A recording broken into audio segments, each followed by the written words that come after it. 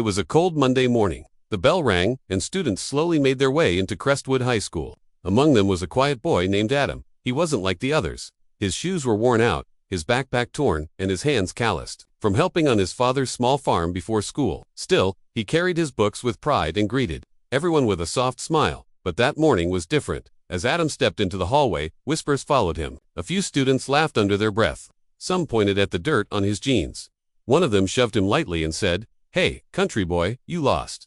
Adam didn't respond. He just walked to class and took his seat at the back. It wasn't the first time this had happened. He was used to being ignored or worse, mocked for being a farmer's son. His teacher, Mrs. Whitaker, took attendance but paused when she got to his name. Adam Hill, again, no homework. Adam looked down. "I'm sorry, ma'am, the power went out last night, and I had to help Dad with the cows. One was sick."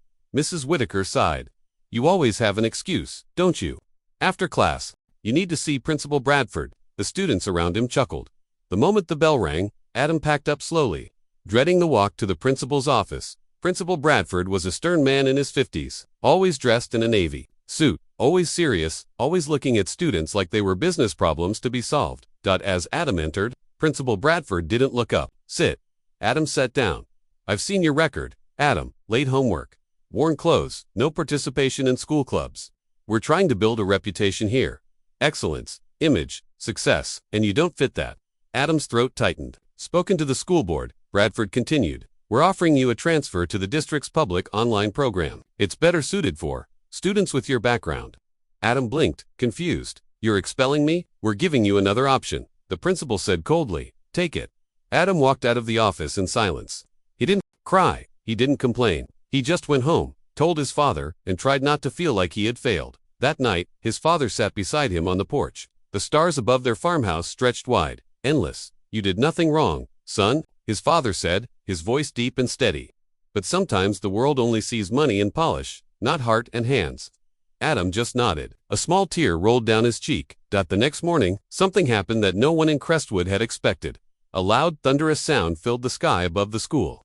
Students ran to the windows. A helicopter, sleek, silver, and massive, was descending onto the school's football field. Dust flew everywhere. Teachers rushed out, trying to figure out what was happening. The door of the helicopter opened, and out stepped a tall man in a black coat, sunglasses on, flanked by two assistants. Everyone went silent. It was Elias Carter, one of the most well-known billionaires in the country.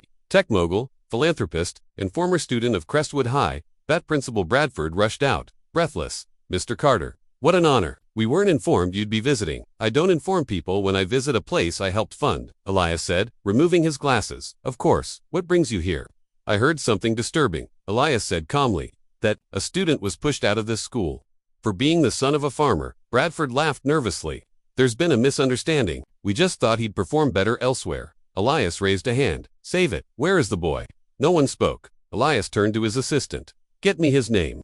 Moments later, the helicopter lifted again, and Elias Carter himself was standing at the doorstep of a small farmhouse on the outskirts of town. Adam opened the door.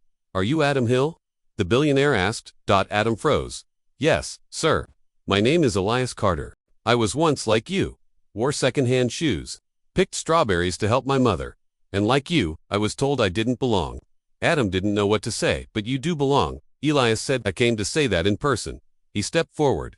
"If Crestwood can't see your value, then I will. Starting tomorrow, you'll be enrolled in Carter Academy, a private institute I've built for students with dreams and grit. You'll have a full scholarship, and if you want it, I'd like to personally mentor you." Adam's father stepped onto the porch, stunned. "But why?" Elias looked at the man. "Because when I was young, a farmer gave me my first computer, told me to build something great. I never forgot that." The next morning, news broke everywhere. Headlines read, "Billionaire visits small town to uplift expelled farmer's son." Back at Crestwood High, students whispered again. But this time, it wasn't laughter, it was regret. Principal Bradford stood in his office, watching the news unfold, his face pale. The school board called. Sponsors pulled funding. Parents demanded answers.